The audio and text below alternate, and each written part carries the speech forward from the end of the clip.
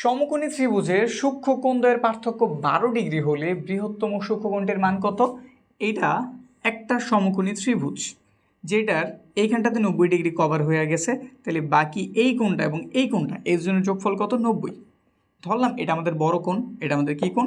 বড় কোণ, যার নাম দিয়ে দিলাম এক্স। তাইলে ছোট কোণটা কতটুকু হইব? বইলে দিচ্ছে তাদের পার্থক্য 12, তাহলে অবশ্যই সে কম হইব। তাইলে বড় কোণটা যদি হয় এক্স, ছোট কোণটা হইব অবশ্যই এক্স মাইনাসের 12।